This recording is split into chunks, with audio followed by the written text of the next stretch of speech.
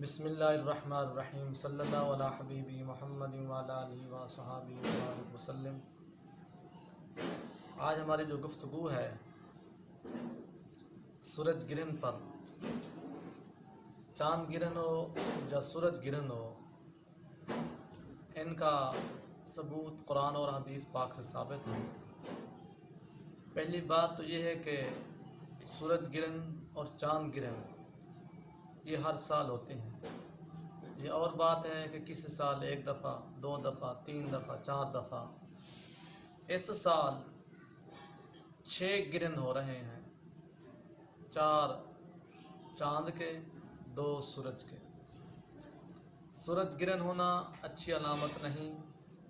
अल्लाह ताला की अपने बंदों को एक किस्म की वार्निंग होती है। अल्लाह रब्बुल इज़्ज़त अपने बंदों को इनका नूर वक्ती तौर चंद लम्हे घंटों के लिए मुशीदा करके अपने बंदों को ये बताना चाहता है कि मेरे प्यारे बंदों, जो तुम मेरे गज़ब और मेरे आज़ाबों से गाफिल हो, तो मैं चाहूँ तो वो सूरज जिसने पूरी दुनिया को रोशन कर रखा है, तो मैं इसकी रोशनी को सलब कर सकता हूँ। मैं इसके आगे अगर चाहूँ तो अंधेरा भी कर सकता हूँ। अल्लाह ताला अपने बंदों को डराता है सूरज गिरन और चाँद गिरन। दूसरी बात यह है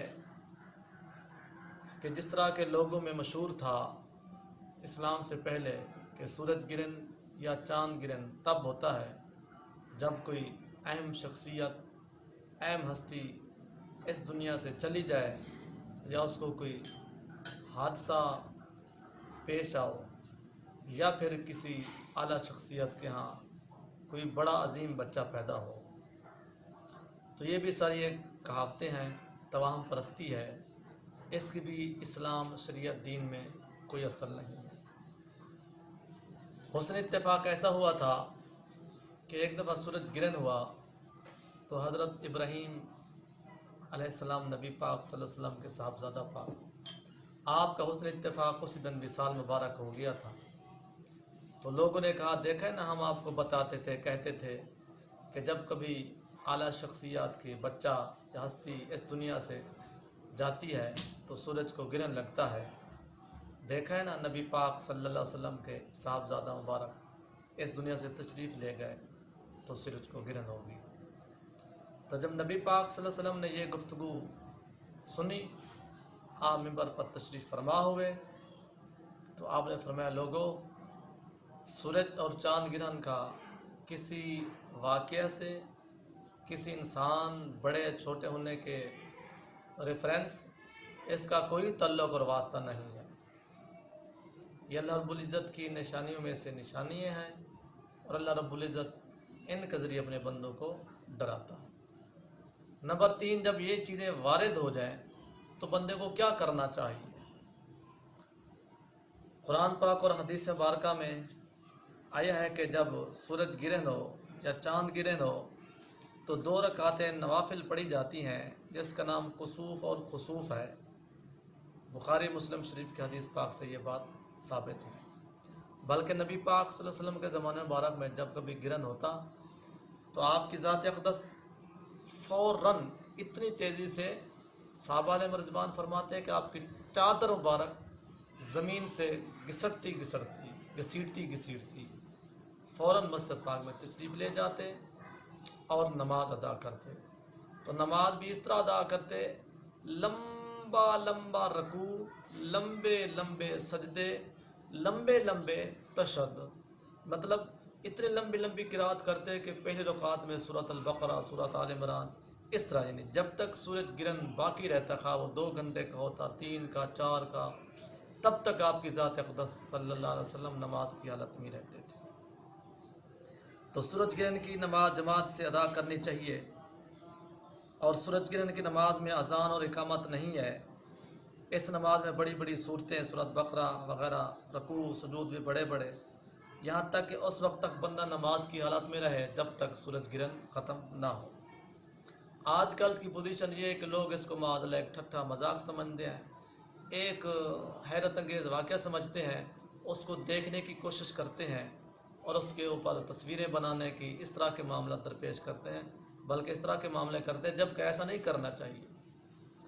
औरत है, मर्द है, छोटा है या बड़ा है, जब ये इस तरह के वाक़यात को रूनुमा होता देखें, फ़ौरन वज़ू करके मर्द हजरात मस्जिद पाक में, औरतें जो है अपने घरों में अपना नवाफिल शुरू कर दें और या कुरान पाक पढ़ना शुरू कर दें, या अल्लाह ताला आपका भला करे ज़िक्र अस्कार करना शुरू कर दें, या अपने दुआ मांगना शुरू कर दें। मतलब अपने आप को इबादत और रियाजत में मसरूफ़ करें जितना तक ये सूरज और चाँद ग्रहण लगा रहे। बल्कि आजकल तो सोशल मीडिया में ये भी पढ़े लिखे लोग बता रहे हैं, जो साइंस से ताल्लुक़ रखते हैं, कि जब सूरज ग्रहण होता है, क्योंकि चाँद मुकम्मल उसके आगे आ जाता है जिसकी वजह से उसकी रोशनी रुक जाती है, तो बंदा उसकी तरफ ना देखे, क्योंकि सूरज की उस वक्त शुआएँ ऐसी निकलती हैं जो देखने में नज़र नहीं आती, तो बंदों की नज़रों में वो शुआएँ इस तरह तेज़ी से हमला करती हैं कि वो देखने वाले जो सूरज को बार बार टिकटिकी लगा कर देख रहे होते हैं, तो उनकी आँखों का जो नूर है वो इस तरह ख़त्म होने का चांस होता है कि अगर वो शुआएँ उनकी आँखों में आएँ, उनका नूर चला जाएगा, तो उस फिर आँखों का नूर डॉक्टर भी वापस नहीं कर सकते, मतलब उसका ऑपरेशन भी नहीं हो सकता। तो ये बात हदीस पाक से साबित हो रही है कि जब सूरज को ग्रहण होता था तो नबी पाक सल्लल्लाहु अलैहि वसल्लम बजाय सामने मैदान में या फिर घर के सामने या ओपन मैदान एरिया में नमाज़ पढ़ना साबित नहीं है, नमाज मस्जिद पाक में ही साबित है। तो इसका मतलब ये है कि अपना बंदा पर्दे में रहे और अपना जो है ना सूरज की तरफ निगाह न करे। तो ये चीज़ भी आप हदीस पाक की रूह से आपने अमल करना है, और साइंस की तरफ से भी ये हिदायत आपको हमने अर्ज़ कर दी है। तो इसके अलावा कोशिश करें नमाज, अपना ज़िक्र अस्कार, और अल्लाह ताला आपका भला करे दुआ में घंटा हो 2 घंटा हो जितने भी हो, आपने इस तरह अपने आप को मशगूल रखना है। इस दफ़ा जो सूरज ग्रहण हो रहा है, ये इसका वक्त जो है 8:45 पर शुरू हो रहा है, यानी 21 जून 2020, और इसका जो उरूज है वो 11:50 पर, और इसका जो इख्तिताम है वो है 2:34 पर। तो इसमें जहाँ शरीयत की तरफ से नमाज का हुक्म है, ज़िक्र अस्कार का, दुआओं का, तो साइंस की तरफ से भी जो यानी कि डॉक्टर साहबान ने या साइंसी लोगों ने जो ये चीज़ें वो भी हमने आपको बता दी, और शरीयत की रूह से भी इसका हल बता दिया। एक नजूम की दुनिया में इसकी हकीकत का हम आपको ये नहीं अर्ज़ करते कि बिल्कुल ऐसे ही हकीकत है, हाँ बस एक पढ़ लिखी बात आपको बता रही हैं कि बिलखुसूस जो हामला औरतें होती हैं, जिस तरह के इल्म नजूम की किताबों में हम पढ़ते हैं, उसमें ये लिखते हैं कि वो औरत जब सूरज ग्रहण हो या चाँद ग्रहण हो तो कोई वज़नी चीज़ ना उठाए, हाथ में छुरी, चाकू, कैंची भी ना ले, तो ना ही इन तीनों चीज़ों से किसी चीज़ को काटे या इस तरह के कोई काम करे, या लोहे को भी हाथ में न रखे, और अल्लाह ताला आपका भला करे कोई ऐसे भी उल्टे सीधे अंदाज में ना सोए, मतलब सीधे आराम करें और इन चीज़ों को भी हाथ में न रखें। यहाँ तक कि कुछ तो ये भी कहते हैं कि इस दौरान खाना पीना भी बंदा ध्यान से रखे। ये एक मैंने आपको इल्म नजूम की दुनिया की चंद एक बातें बता दी हैं कि हामला औरत इस दौरान कोई वज़न भी ना उठाए, कोई उल्टी सीधी अपने वजूद को भी ना करे, और अल्लाह ताला आपका भला करे कोई हाथ में कैंची, सीज़र, चाकू या छुरी भी ना ले, और इनसे किसी चीज़ को काटे भी ना, और सीधा सोता रहे या बंदा सीधा फिर इस तरह बैठा रहे। बेहतर ये कि अपने वक्त की इबादत और रियाजत में गुजारे। चौथी बात, इसमें जो आमिल लोग होते हैं, जो चिल्ले, फिरद, वज़ाइफ, हमदात, मकलात, जिन्नात, वो भी अपने मखसूस अमल वजीफ़े करते रहते हैं।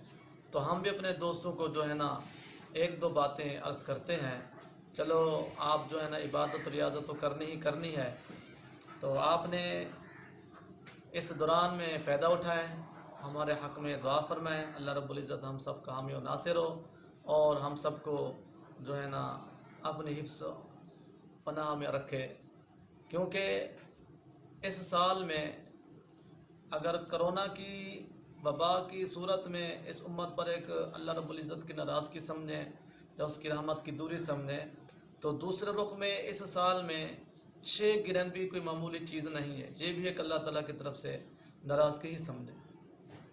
तीसरी बात यह है कि आजकल तो ऐसे दिन गुजर रहे हैं कि जिस तरह कहते हैं ना, ज़रा थोड़ा सा कसरत से उलमा किराम दुनिया से तशरीफ़ ले जा रहे हैं। जब भी बंदा फेसबुक ओपन करता है, खोलता है, देखता है, तो कोई ना कोई एक वलीउल्लाह मुस्तनद आलिम दीन। क्यों? उलमा का दुनिया से जाना कोई मामूली बात नहीं है। वो इसलिए नहीं है कि हदीस मुबारका में आपने पढ़ा होगा या पढ़ा नहीं तो उलमा किराम से सुना होगा। बादशाह के मरने से हदीस पाक में आया है कि कोई परवाह नहीं है, किसी चौधरी के मरने से कोई परवाह नहीं है, किसी इंजीनियर के मरने से कोई परवाह नहीं है। मतलब दुनिया का बड़े से बड़ा कोई इंजीनियर हो, साइंसदान हो, डॉक्टर हो, जज हो, कर्नल हो, जर्नल हो, इनके मरने से उम्मत को नुकसान नहीं होता जितना कि आलिम दीन के इस दुनिया से चले जाने से नुकसान होता है। क्योंकि नबी पाक सल्लल्लाहु अलैहि वसल्लम का फरमान मुबारक है कि एक आलिम की वफ़ात जहान की वफ़ात है। तो अभी ग़ालिबन 2 हफ्ते गुजरे हैं, ग़ालिबन जो हमारी नज़र में गुजरे हैं तकरीबन 7 से 8 हस्तियाँ जो मुस्तनद आलिम दीन शेखुल हदीस। तो मतलब ये भी एक अल्लाह रब्बुल इज़्ज़त की निशानी की अलामत है, क्योंकि नबी पाक सल्लल्लाहु अलैहि वसल्लम का फरमान मुबारक है कि कुर्ब क़ियामत इल्म उठा दिया जाएगा। तो सहाबा अलैहिम रिज़वान ने अर्ज़ किया, या रसूलल्लाह, क्या ये किताबों से यानी इल्म ख़त्म हो जाएगा? तो आपकी ज़ात पाक ने फरमाया, नहीं, उलमा किराम इस दुनिया से चले जाएंगे। बारकैफ़ ये आजमाइश के वक्त है, आजमाइश के साल है। तो इस साल में हम तो वैसे अपने दोस्तों को कसरत से ज़िक्र अस्कार और इस्तिग़फ़ार की दावत दे रहे हैं। तो हम अपने दोस्तों की खिदमत में 1-2 अमल पेश करते हैं जो कि हर लिहाज से कामयाबी वाले हैं और बल्कि रुके हुए कामों के लिए तीर बहदफ़ हैं। वैसे तो मैं 2-3-4 अमल लेकर बैठा हूँ, लेकिन क्योंकि हर एक का काम नहीं अमल करना, हाँ अलबत्ता जो दोस्त नहीं कर सकते और इस अमल से मुस्तफ़ीज़ होना चाहते हैं तो वो हमारे साथ ज़रूर अपना फ़ोन से फ़ोन पर रब्ता कर सकते हैं। तो हम आपको एक ऐसा नक्श दे रहे हैं। काम याद रखो, अल्लाह ताला की ज़ात करती है, ना इंसान करते थे ना इंसान के अमाल करते हैं। हाँ, कोई पीर है, कोई आमिल है, कोई फ़कीर है, कोई दरवेश है। हाँ, ये और बात है कि किसी की ज़बान में ऐसी तासीर होती है कि उसका एक दफ़ा खुदा कहना मालिक जल्द मान जाता है। कोई ऐसे होते हैं कि बार बार वो अल्लाह ताला की बारगाह में इस्तदा करते रहते तो उनकी नहीं सुनी जाती। आमिल और आलिम में और वली में इस तरह कदर फ़र्क होता है।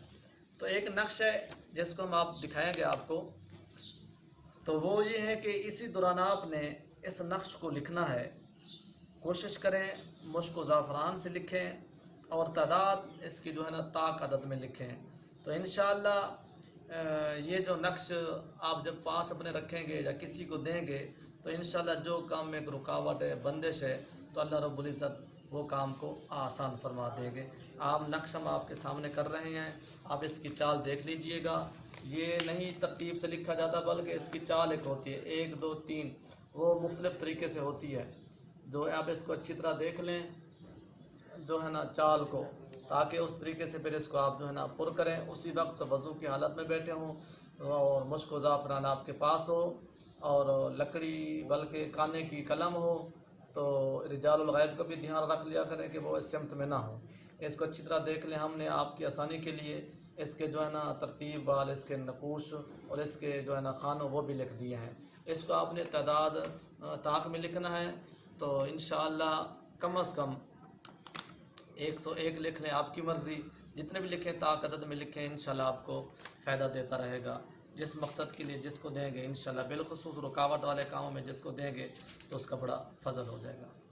दूसरा मैं आपको, वैसे तो जिस तरह मैंने अभी आपको अर्ज़ किया 2-3 अमल हमारे पास हैं, एक और नक्श भी है, उसको भी आपने जो है ना मुश्क ज़ाफ़रान से लिखना है। तो ये तिलस्म अगर लेकर अपने पास रखोगे तो तमाम आफ़ात व बलियात से महफूज रहेगा। ये भी आसान है, ये भी हम आपको दिखा रहे हैं, आसानी से आप इसको नोट कर लें। इसको भी आपने ताकत से लिखना है। अगर आप नहीं लिख सकते, ताकत आपको लिखने की नहीं है, तो फिर बंदे रकीस से रब्ता कीजिएगा। अल्लाह ताला आपके लिए आसानियाँ पैदा करें।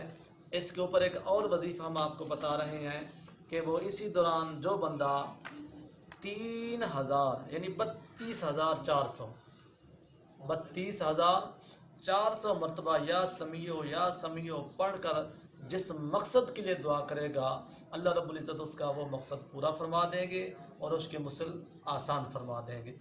तो दोस्तों इसके अलावा और भी काफ़ी सारे अमल हैं, नक्श भी लिखे जाते हैं, पढ़ने वाली चीज़ें भी पढ़ी जाती हैं और इसके अलावा इसमें कुछ वजीफ़े मखसूस भी किए जाते हैं।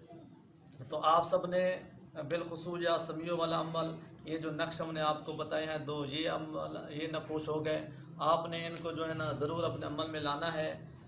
हम तो सिर्फ, हालांकि कोई आमिल और कोई सफ़ी इस तरह की नायाब चीज़ें किसी को गिफ्ट नहीं करता, हमें तो अल्लाह रब्बुल इज़्ज़त की रज़ा और नबी पाक सल्लल्लाहु अलैहि वसल्लम के फ़ज़ल मोहब्बत में हम ये चीज़ें आपको गिफ्ट के तौर पर पेश कर रहे हैं। इसके अलावा फिर भी दोस्तों को किसी चीज़ की समझ ना आए या कोई रब्ता करना चाहे तो फिर हम हाजिर हैं। अल्लाह ताला हम का हामी व नासिर हो और हम सब को अमल की तौफ़ीक़ अता फ़रमाए और हम के लिए आसानियाँ अता फ़रमाए। व आख़िरु दावाना अनिल हम्दुलिल्लाहि रब्बिल आलमीन।